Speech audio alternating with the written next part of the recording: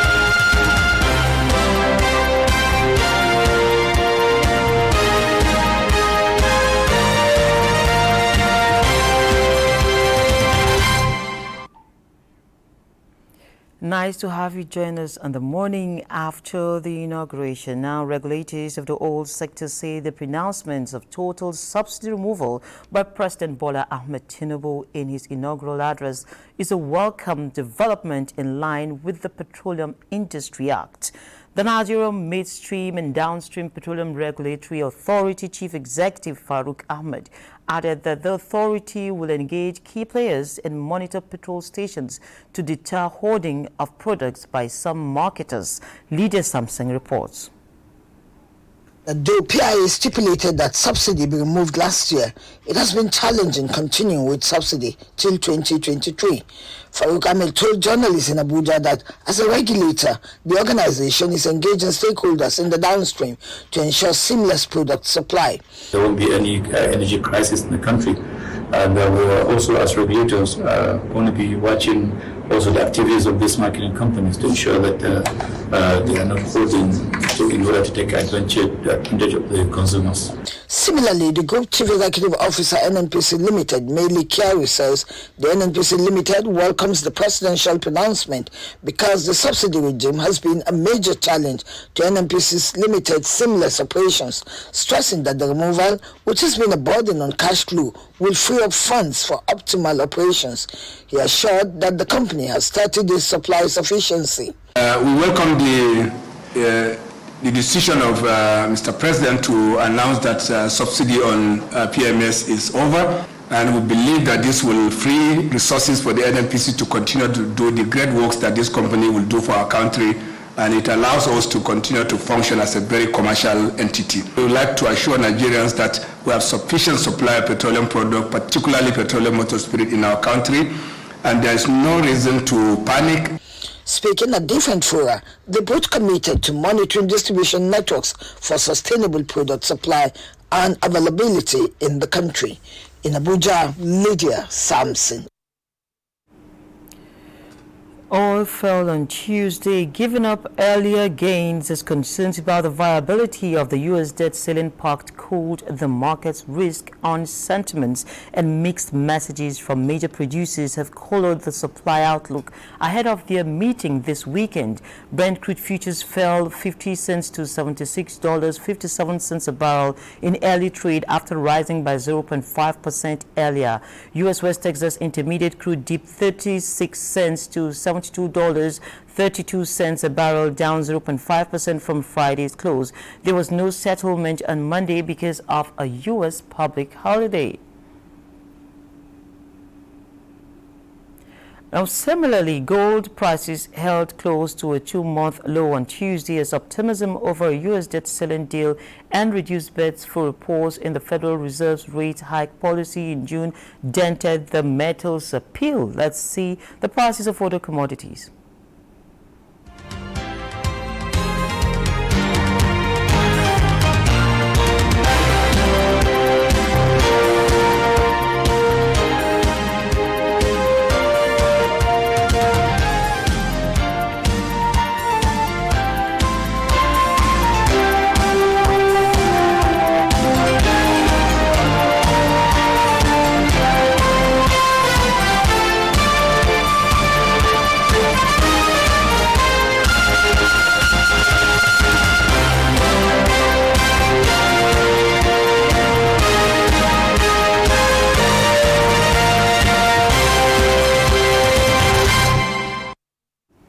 Now, this morning on Business Express, we're taking a look at the president's broadcast, particularly as it affects the economy.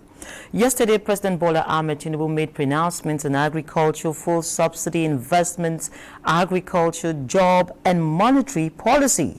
Johnson Chukwu is the CEO of Cowry Assets and joins me virtually all the way from Lagos, the commercial nerve center of the country, to give a sense of how these plans will be affecting you and I. You're welcome to Business Express, Mr. Johnson Chukwu. Good morning, and thank you for having me. Okay, and it's nice to see you, and I hope the rains also touched down on Lagos yesterday. Yes, it was a day of rainy season around the country. I think virtually every part of the country witnessed rain yesterday. Oh, fantastic. Now, so to start with the immediate impact, fuel subsidy removal, already we've witnessed queues showing up, particularly in Lagos and Abuja. And it is expected, since the 2023 budget has provision that the subsidy removal would take place after June. It was actually done to stop in June. Is this panic reaction too sudden? No, it's not sudden at all. Of course, with that pronouncement by Mr. President, we should expect prices will immediately move up. Principally because those filling stations, their replacement cost is going to go higher than what it was. So they have stock that they bought at old prices, and what they know now is that when they go back to replace those stock, they're going to buy them at higher prices. So I expect that I did learn that another made expected that the retail stations around the country will move up their prices. So it was expected in terms of people trying to get products immediately, because they are not certain what the way the price will eventually settle. So they want to buy in now, hoping that the price they are buying today will be lower than what it will be in the medium term, and that's why you are seeing that rush. To also, but also hoping that some stations may not have adjusted their prices and that they could actually go in and buy at the old prices. But even if they go in and realize they're going to buy at higher prices, because there's uncertainty about where the price will settle, they will still want to take position. So people are going out to get as much as they can. Unfortunately, fuel is not what people can confidently store large quantity of it. The best they can do is buy a few, 1 or 2 jerrycans and fill up their tanks.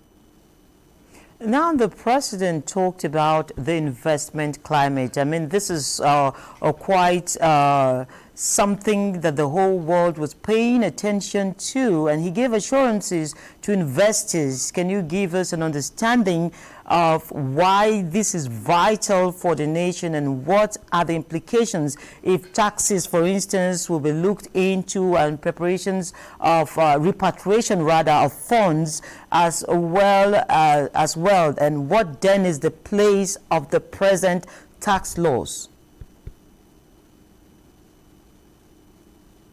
Okay, why this is very important to the economy? We know that our economy does not have the economic resources to build infrastructure, to build the social capital and other critical social fiscal assets that you need for us to leapfrog into a first world country.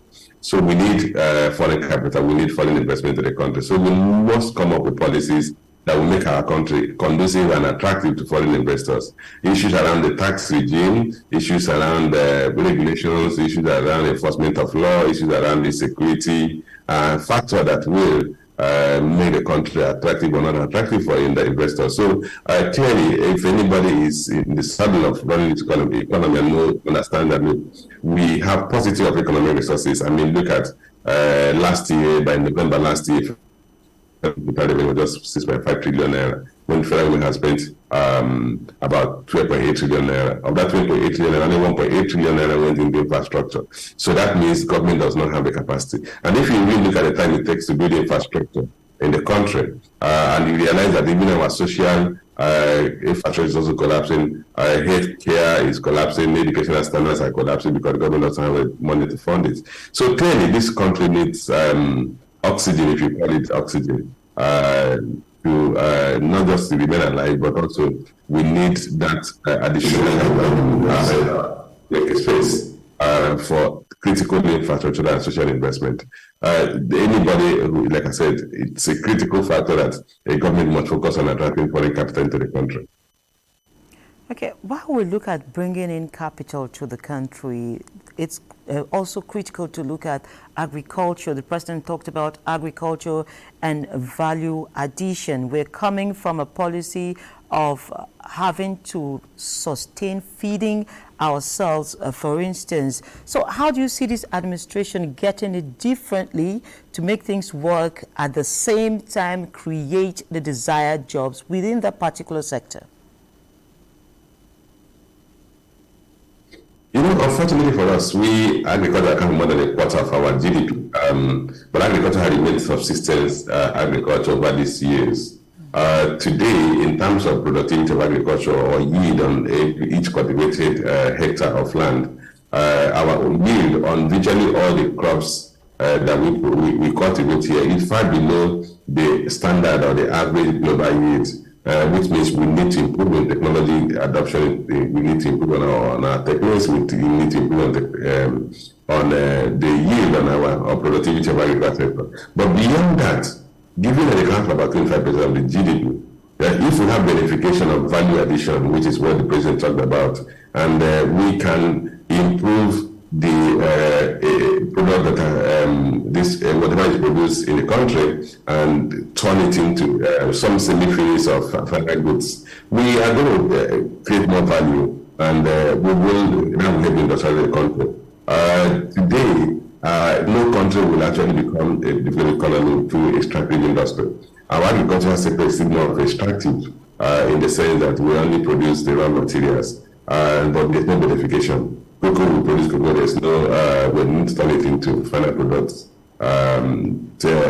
Maize, we produce, we turn it into final products. Cassava we can produce and turn it to starch and several other things. But we're not doing that. And I think that's what it's referring to. And that's what will quickly catapult the value of the economy in terms of GDP, in terms of employment opportunity. Because once you have industry that are taking raw materials from the country and then converting them into finished goods, and probably get those goods to exportable level of quality, then we should have employment opportunities in the country. Now the president talked about having a target of raising the GDP to 6%. Do you see that happening in the short run? When growing the GDP of the country to 6%, growing at 6%, for me, is not the complex issue, it's not the difficult issue. When this economy needs to grow at more than 7.5% average, and under the current fourth democracy, we've seen the GDP grow at about 7.5% average year in, year out, and when you take the average. So, less 6% is not out of the order. You just catch your mind back 2015, 2014, the GDP grew at 6.22%. Which was a low growth at that time, 6.22%. I remember clearly that in 2014, that was before the advent of the current government, when the GDP growth in 2015 collapsed to 2.79%, and then we went into recession in 2016. So it's doable. And you remember that this economy is an economy where there's no single sector that has fully matured. Every sector boasts strong growth opportunities. Be it social sector, be it industrial sector. Look at, we talked about agriculture. Agriculture is growing at just barely 1-2%, less than 3% for the past couple of years. But agriculture that accounts for 25%, if the agriculture stagnates at 5%, you can see the impact on the GDP will be almost an average growth of 5%. Given the southern agriculture sector. Look at telecommunications, about 16% of the GDP. If other sectors are growing at the rate that the telecommunications sector is growing, this economy will grow above 10% GDP growth rate. Now, so it's a doable. It's not rocket science. It's similar to saying that a child who is 3 years or 4 years, because that's in terms of the status of our economic development. That's where we are. That child cannot grow. When you get to the export age, you see every day you come and see that child, you see some growth or increase in size. And that's what we should be experiencing given the level of the growth of our economy. Okay, now, multiple exchange rates, the IMF in particular, has been on a constant call for unified exchange rate regime. And now the president says there's a need for that. Do you see this happening? And precisely, how is this going to shape the economy of Nigeria if we unify rates? Yes, do I see it happening? Yes, it's nothing difficult in making it happen. The key thing about multiple exchange is that the embedded in multiple exchange is subsidy, which probably the most connected in the society are able to enjoy. And if you have to take out the subsidy on petroleum products, you must also harmonize the exchange rates. Otherwise, you're going to transfer the entire subsidy on petroleum products into exchange rate subsidy. But like I said, the exchange rate subsidy, what's inherent in it is some level of, multiple exchange inherent in it is some level of subsidy. How will this happen? It's going to be at the point of monetary policy deciding we need to harmonize the exchange. And my take is that when you harmonize the exchange, you're going to have a midpoint that is higher than the current official rate but lower than the parallel market rate. The next thing is how do we focus on generating the inflow of foreign exchange into the economy, which is some of the things that the president has alluded to, issues around focusing on foreign direct investment or capital flow into the country. So that will help.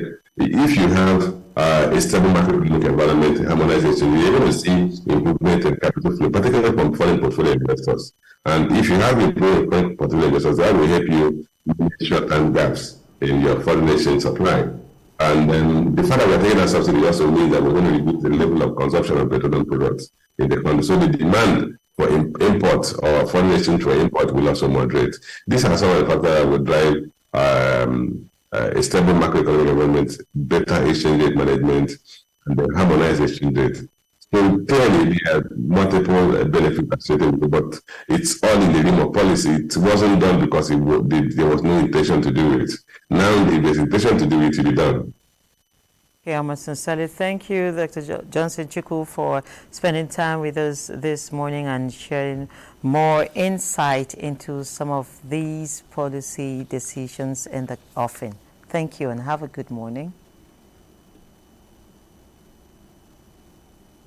Thank you for having me. Good morning. Yeah, sir.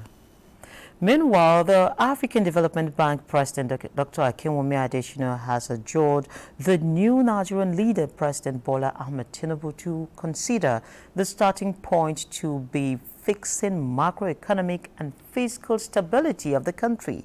Dr. Adesina, at the inauguration lecture for the new president, noted that unless the economy is revived and fiscal challenges addressed boldly, resources to development will not be there. Debt is paid using revenue, and Nigeria's revenues have been declining. Nigeria earns revenue today to service debt and not to grow. The African Development Bank president decried that Nigeria currently faces huge fiscal deficits, estimated at 6% of the nation's gross domestic product. This, he said, has been due to huge federal and state government expenditures, lower receipts due to dwindling revenues from crude oil export, vandalism of pipelines, and illegal bunkering of crude oil. Records from Nigeria's Debt Management Office shows that the country now spends 96% of its revenue servicing debt, with the debt-to-revenue ratio rising from 83.2% in 2021 to 96.3% by 2022. The AFDB president says the place to start is to remove the inefficient fuel subsidies. Nigerian fuel subsidies benefit the rich, not the poor. Estimates show that the poorest 40% of the population consume just 3% of petrol. Fuel subsidies are killing the Nigerian economy, costing the economy of Nigeria $10 billion alone in 2022. Dr. Adesina emphasized that much can be done to raise tax revenue as the tax-to-GDP ratio is still low, noting that this must include improving tax collection, tax administration, moving from tax exemption to tax redemption. He, however, pointed out that simply raising taxes is not enough, as many question the value of paying taxes, hence the high level of tax avoidance. Justin Bemunyi. Thank you, Justin. And of course, we also have a new Accountant General of the Federation, and she is Dr. Sikirat Oluwatoyin. And she says she's on a mission to improve the capacity of staff of the Office of the Accountant General of the Federation and boost the image of the office. This follows her assumption of office in Abuja. And Vivian Ezedife tells us more. Nigeria's public finance system has been undergoing reforms to meet with global best practices, making it one of the most admired on the continent. This, however, is not without challenges, as technological advancement also come with its hiccups. The consequences of innovation is before Dr. Sikirat Oluwatoyin as she assumes office as the Accountant General of the Federation and the first woman to be appointed. She comes with a wealth of experience to manage the nation's treasury and says staff motivation and capacity building stand out in meeting up with the demands of her role. House has suffered some turmoil in the last 1 year, which we know God is helping us. The acting Accountant General, the outgoing, has just mentioned how God has helped to stem the tide, and I hope and I pray to continue from there, that this Treasury House will move from strength to strength. She takes over from Silva Okolibo, who was the acting Accountant General of the Federation and has clocked the mandated age of 60. He leaves his footprints on the sands of history after playing a pivotal role in the present reforms that began in 2012. It is my will that you succeed. I want you to realize that this is an enormous task. To succeed, you must surround yourself with capable hands.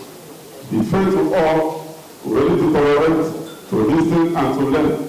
It was an opportunity for former Accountant Generals of the Federation to show solidarity with the continuity of reforms in the nation's treasury as they affirmed their readiness to provide the necessary support when needed for the development of the country. In Abuja, Vivian Ezedife. Thank you, Vivian. And Stokes ended last week of President Muhammadu Buhari's administration on a positive note to gain by as much as 1.5% at the close of the week. But on Friday alone, the all-share index rose by 0.29% to end at 52,973.88 points, while the equity capitalization closed at 28.8 trillion naira. Asian markets trade mixed ahead of U.S. vote on debt ceiling deal, and Boste Abel is our guide. Stock futures rose Tuesday morning after the Biden administration and Republican lawmakers reached a tentative deal on raising the U.S. debt ceiling. Futures tied to the Dow Jones Industrial Average added 53 points or 0.16%. S&P 500 futures gained 0.3%. Nasdaq 100 futures climbed 0.5%. European stock markets opened slightly lower Tuesday, with attention on the latest U.S. debt ceiling developments. Asia-Pacific markets are mixed on Tuesday. In Japan, the Nikkei 225 closed 0.30% higher at 31,328.16 to continue hitting its highest levels in 33 years. Hong Kong stocks extended a 4-day losing streak as the Hang Seng Index fell marginally. Mainland Chinese markets were also mixed on Tuesday, with Shanghai Composite falling 0.38% and the Shenzhen Composite up by 0.27%. It's a mixed start for Africa markets, with South Africa JSE Africa Top 40 posting gains. Namibia's overall index resumed red, while new figures are expected from other stocks. Bosede Ebo, Business Express. And that wraps Business Express for now. Remember to send in your comments, observations, and suggestions. Also be informed that all previous episodes are available on YouTube on the NTS channel. Business Express returns Wednesday at 3 p.m. My name is Leah Katung Babatunde, wishing you a very beautiful day, and God bless Nigeria.